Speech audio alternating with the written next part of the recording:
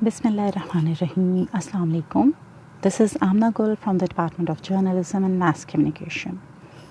We are back with the course Fundamentals of Public Relations bearing the code GMC 331, as well as the course Advanced Public Relations Advertising bearing the code GMC 431. It's our 7th lecture, and the topic today is Importance of Public Relations. We'll be covering the importance of public relations, and we'll be actually discussing that through the case of a courier service known as United Parcel Service. We all know, we've already discussed these things, that public relations can truly mean the difference between life and death for an organization, or the difference between profitability and failure.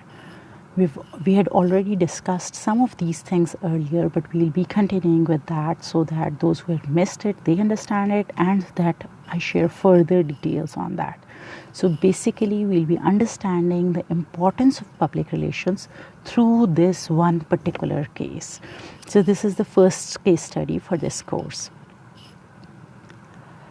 This case illustrates the importance of public relations as a means to maintain ongoing beneficial relationships, to systematically listen to and understand the concerns of public. In this case, it was the internal publics, which is a labor union, and the external publics of news media. Ongoing public relations initiatives such as strategic issues management could have prevented the problems encountered by the organization in this very particular case. This case also demonstrates that an organization can recover its footing and repair its reputation and relationships once it acknowledges its mistakes and commits to changing course. The series of events highlights the importance of ongoing strategic public relations as the very lifeblood of an organization. So, this case study helps us in understanding that had they taken different steps, they could have avoided certain other things, and even whenever they realized, they took certain steps and those steps bore fruit. So it's that kind of even though the case study is that of a crisis, and a crisis that was not well managed, but still at the end of the crisis, whenever they learned to manage it well, it bore fruit. So it is that kind of a case for us. First, I'll start off with an introduction of UPS, United Parcel Service. UPS, it was the world's largest transportation and logistic company. It faced a difficult set of challenges as the year 1997 began. So it's the case study of 1997, and it was then later on documented in somewhere 2009. The company was founded in 1907, and it played a vital role in both the US and global economy. UPS served more than 200 countries and territories and delivered more than 3.8 billion packages, which is 15 million packages a day in 2008. The company achieved $51.5 billion in 2008 revenues, and it had more than 8 million customer contacts per day. I'm just giving you these statistics to tell you how huge the setup was, how strong it was economically. It was the second largest employer in the United States and the 9th largest in the world, with 427,000 employees. So UPS carried approximately 6% of US gross domestic product GDP and 2% of global GDP. So it was such an enormous organization, having so many employees working in so many different territories, and it was still very much successful. It added to the global economy, not only to the US economy, but to the global economy as well. So it was that kind of an organization. Now, what actually happened I told you it had some problem with the labor union. I'll just then explain what the labor. I hope you all know what labor unions are. We did discuss those in class as well. So UPS had a long and for the most part positive relationship with the International Brotherhood of Teamsters. The union is known as Teamsters. That is the union that had represented UPS employees since the 1920s. In 1997, that relationship was severely tested and resultingly impacted on the company was very much profound. Negotiations with the Teamsters began in early January of that year, 97, January 97. Even though the existing contract didn't expire till August, but still they started their negotiations in January. UPS negotiated a national contract with the union every 4 to 6 years. And prior to 1997, there had never been a national strike by the union against UPS. The company was the largest employer of Teamsters in the country with 225,000 members. So, for example, this had a very good relationship, so they could not actually foresee something coming. What happened in 97, the president of Teamsters was Ron Carey, who was actually a former UPS driver from New York City, who, according to many accounts, had left the company with a profound dislike for UPS. So the person who was then elected as the president of Teamsters had a dislike for UPS. So you see why things got troubled. Carey had won re-election as president of the Teamsters in 96, an election that was which later actually resulted in an investigation based on allegations of illegal fundraising and kickbacks, etc., which is very common to elections and stuff. As negotiations with the Teamsters began, Carey's opponents, or the president's opponents within the union, were attacking him, seeking to erode his support and petitioning for possible new elections. Many believed there was a high likelihood that the federal investigation would result in Carey's election being overturned. Although UPS was not aware of it as negotiations began, Carey had been quietly preparing the union for a strike. He needed to make a show of force, obviously, and to show his leadership, to galvanize his support in anticipation of rerunning for the presidency if the election was nullified. Now here it was the flaw of UPS that they did not know what was happening. So at the start of negotiations, the primary issues focused on traditional areas such as wages, health and retirement benefits. But two other areas proved to be far more important, especially in the communication battle that developed as negotiations began to break down. One of these was job security. UPS had utilized part-time employees for many years, and the Teamsters wanted the company to commit to the creation of a higher percentage of full-time jobs with a guaranteed minimum number of these jobs. So this was a strong point, which later turned out to be a stronger point. A second underlying issue that heavily influenced the negotiations was control of the pensions for UPS employees in the union. At the time of the negotiations began, the Teamsters Union controlled the pension fund, which was one of the largest funds in the United States.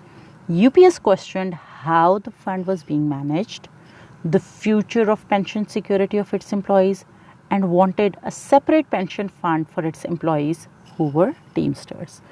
So these were two most important points in the negotiation process.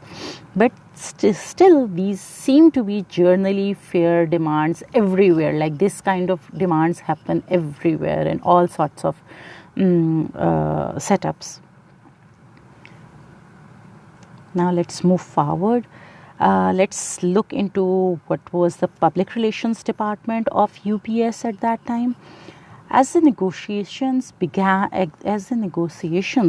to deteriorate, the company began planning contingencies at all levels, including public relations.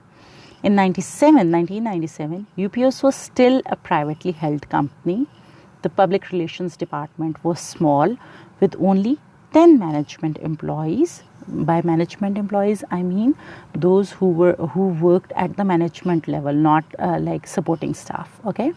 And a limited budget of $5 million in the United States. For a company that was operating in 200 countries and territories, $5 million was a small budget. It was a limited budget. There were few trained spokesmen or spokespeople, since the company did not have the public disclosure obligations typical of publicly traded firms, since these things came up later on. So they didn't have trained people to speak, for example, on media or on certain forums. So the public relations department functions included product publicity, financial communications, reputation management, and executive communications through a speakers bureau. The function was also public relations department was also responsible for overall message development, crisis management, sponsorships, and event support. But it was understaffed and underfunded to deal effectively with the global attention UPS was about to face. As of 1997, for that time, for that scenario, for that level, this department was underfunded as well as understaffed. Now let's have a look at Teamsters Union. The contract negotiations continued to unravel throughout the summer of 1997 and culminated with the Teamsters rejecting UPS's final contract offer on 30th of July. At that point, federal mediators intervened and continued negotiations through 3rd of August. That is like 3 days more, or maybe 4 days, because July is, I guess, 34 days. As the talks concluded at the end of the day, the union indicated it would return to the table the next day. Without any forewarning, the Teamsters Union announced to its members that evening that it would strike. Ron Carey held a press conference early in the morning on August 4, confirming a national strike and encouraging all UPS workers to walk out. The Teamsters had been developing a full-court media blitz. Media blitz is a lot of information about something on television, radio, magazines, etc., all at once. So the Teamsters had been developing a full-court media blitz, which they launched that day with a well-coordinated campaign using television, radio, and print. The UPS strike instantly, because it was such a big company, it was such a big firm, the UPS strike instantly became the top national and local news story throughout the United States. So even in the national media and on the local media, it was the top story. Now imagine what could have happened. So what happened with the strike? The strike affected operations in more than 1,800 locations in all 50 states and generated media interest in every large to medium-sized city. The strike lasted 15 days and had a severe impact on US and global commerce, costing UPS $750 million in lost revenue and related expenses. Just 15 days strike. Imagine, it costed $750 million back in 1997. And a strike that was announced via national television, it affected operations in more than 1,800 locations. Imagine. The strike generated media interest in every large to medium-sized city, as I said. The UPS Public Relations Office received more than 20,000 phone calls during the strike. According to Ken Sternad, who was then the head of PR department at UPS, he actually headed the function at that time, he said, "We got slaughtered. In the view of Sternert, the Teamsters won the communication battle largely because they had key messages that played well. So, why they won the battle? Because it was a communication battle, and for that communication battle, Teamsters was very well prepared. They had pre-planned their messages, and their messages played very well. So we'll go more towards the kind of messages, but just imagine the stress of receiving 20,000 phone calls within a period of 15 days. So it was too huge. The pressure was too huge. Then imagine the PR head stating, "We got slaughtered in the press." I hope you know slaughter is used for like the meaning and stuff. So the media gave them such a tough time because they were not prepared for the media. They didn't have the the skills to actually face the media, nor were they prepared for that. Now let's talk about the Teamsters media strategy. How did that work out? Well, Teamsters focused their messages around the theme of part-time America won't work. And that caught on with the media. So they didn't actually talk about UPS having issues. They talked about America having issues. Part-time America won't work. So there were so many people not working in UPS, but working in other organizations or firms or companies where they were part-time employees. So it actually resonated with all such people. So not only the UPS employees favored this message, not only did they go with the slogan, but there were so many other people or the general public who actually got the theme. The Teamsters had clearly tested and researched this message, not only this one message, but the others they used as well. So they were quite sharp since Kerry already had some issues with UPS and Kerry was pre-planning things. So his pre-planning worked out because he tested and researched the kind of messages he could use or that Teamsters could use. Then it was not just the messages that they communicated. They communicated early and often. They were the first ones to talk, and they were always available for the media. So they used to hold twice daily briefings in Washington, D.C. The Teamsters stayed in control of the message, and it worked for them. So it was always them telling the media, them telling the public what to think about. There are times whenever a crisis hits, there are many organizations who actually do not recognize this thing, that they have to give their perspective to the media. They have to give their perspective to the people. Teamsters was too good at it. Imagine holding 2 daily press briefings. You need content for that. You need time for that. They've worked it out that was their priority. The union also worked certain other things. They put a human face on the issue by showcasing unhappy UPS workers, especially those with part-time employment.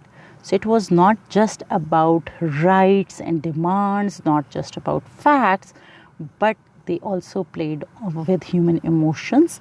They gave it a human face and showcased employees who were not happy with it. So they effectively, and apart from that, they effectively engaged third-party experts and also made effective use of the internet. So they planned their things. Third-party experts were actually those people who were neither on the side of UPS nor on the side of UPS, but they were experts. So they contacted those people as well. For example, there are certain people, for example, who are working for human rights. So you actually employ those people, you get their expertise to speak for you, because it is a basic human right, for example, or this thing or that thing, whatever the case was. So what was the strategy of UPS? During the strike, UPS established a clear set of guiding principles and never wavered from these. The company's number one objective was to get a good contract. Winning the public relations battle was not an objective. This is somewhere they were wrong here. They were basically interested that they should get a good contract with Teamsters, something that is beneficial for them. They just missed out the public relations element. They had decided early on that UPS would not attack the union leadership and would not make their people a target. That was an excellent thing that they did. They knew that UPS would need its people with it for the long term, and UPS didn't want to do or say anything that would tarnish the image of the UPS driver, because these employees would always be the face of the company and they're linked to their customers, and UPS didn't want to alienate them. So on this end, UPS was very strong, it was very good, it was very rightful. There are so many times that there are problems between organizations and their internal publics, and they start the blame game. You don't ever have to do that, because if, for example, you are having 4,27,000 employees, so if you start a blame game with them, you are left with nobody. And these employees are the face of the company. Well, in preparing for the strike, UPS did have a formal crisis communication plan in place, which they state they had, and they had developed a specific communications plan in the event of the strike.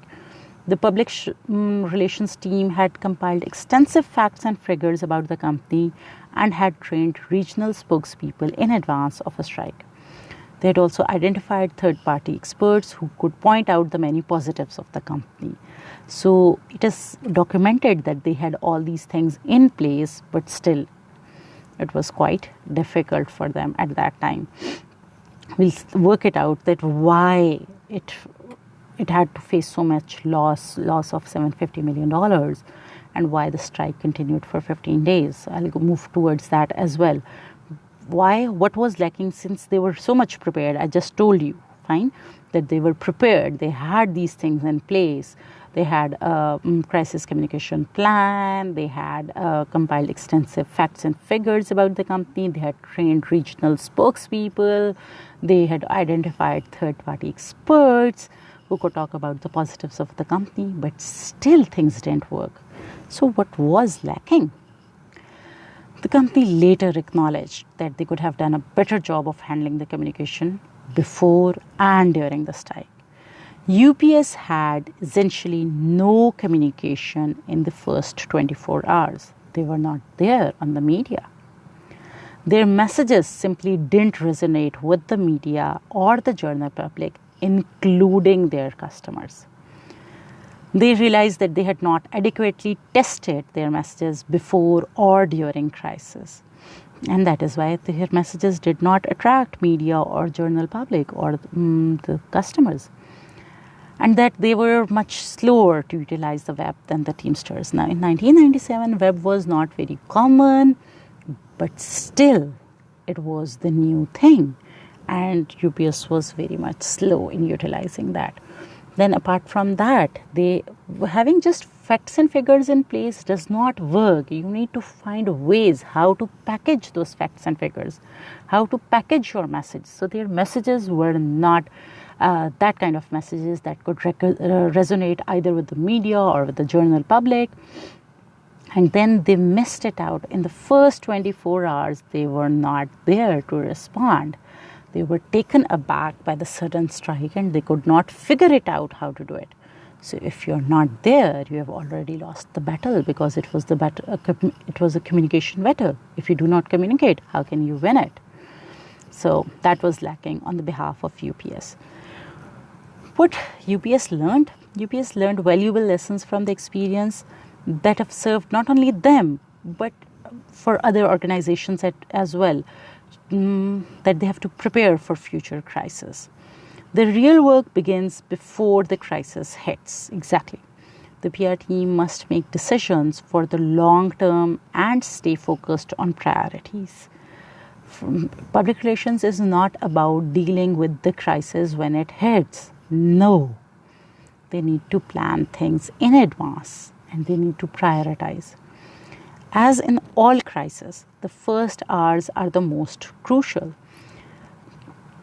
How the company responds initially sets the tone for the rest of the crisis period. That is why advanced research is so critical. Message testing is fundamental to effective communications, but it must be done before the crisis hits. UPS also saw clearly that in your messages you need stick and sizzle, facts along with powerful images that touch people's emotions, not just their intellect. There is need to cultivate and use third parties on an ongoing basis so that the company knows them and they know the company long before a crisis. It is mandatory to maintain standby websites that can be turned on instantly in the event of a crisis. So what UPS learned and what is the learning for us as well, that there is no working after the crisis hits. You have to be prepared in advance. You need to understand that the first few hours are very critical and you have to respond to the media. You have to be available to your customers, to the general public, because it sets the tone of that crisis. Usually those who are guilty, they are quiet. So you don't have to be quiet. You have to tell your part of the story. Secondly, for any type of messages, you have to do advanced research and you have to test your messages. How do those messages resonate with media or resonate with the general public? Then for any kinds of messages, you have to be very clear that the messages are not just based on facts. Rather, those have images as well. You should not only target the intellect of your public, rather you should also target the emotions of your public. Then you should be in contact with third-party experts prior to any crisis, prior to anything, so that those people know the company and the company knows those people. So that you don't have to build a relationship when a crisis hits. The relationship is already built. You just need to benefit from the relationship then. Similarly, you need standby websites that can be turned on instantly in the event of a crisis or when you need communications at all levels. That is not the time to search for websites and make contacts. Even though crises are painful, but proper management makes the company much stronger and better prepared because of the experience.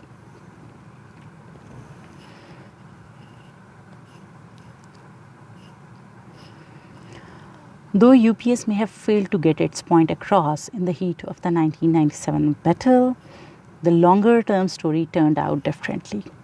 After the strike was settled, Teamsters President Ron Carey was removed from office, expelled from the union, and banned from participating in labor activities for life as a result of his involvement with election irregularities.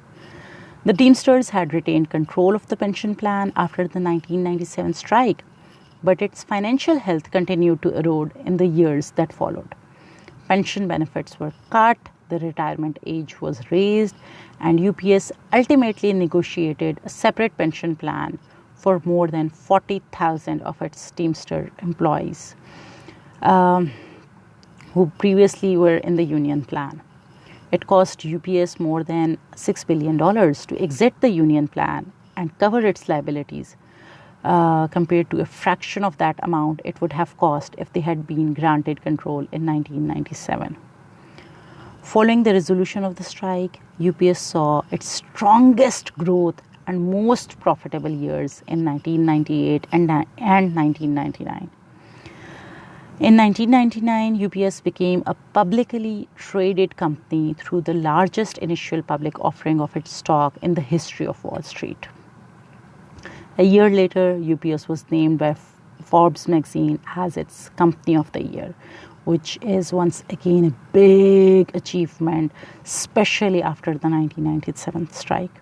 So within 2-3 years, it was on Forbes magazine Company of the Year list. So it was too big an achievement. But how come? How was it possible? Well, once the strike was underway, the company began to regain its footing. Management consciously chose not to vilify its employees or not to play a blame game, even though they had walked off the job. This strategy proved to be a key in limiting the long term damage from the strike and allowing UPS to recover its reputation and rebuild labor relations within a relatively short time. See, they were in problem with those people, but still they did not play a blame game. They did not target those people or the employees of UPS because those people were the face of the organization. And in the long term, it paid off. So if we reflect on the UPS case, what we can learn is although UPS ultimately overcame the setbacks it incurred from the Teamsters strike of 1997, the company would have much preferred avoiding the strike altogether. Clearly, the strike had an adverse impact on the company's reputation, an impact that took years to reverse. The case demonstrates the importance of developing and maintaining relationships, even with those whom you feel are adversaries. In this case, the company underestimated the Teamsters' willingness to call for a strike. They also miscalculated the underlying resentment of Teamsters members towards the company. Hope you have understood the importance of public relations, that how public relations can help any company or any organization or any institution build its reputation, maintain it, and avoid crisis. That's all for today. Thank you.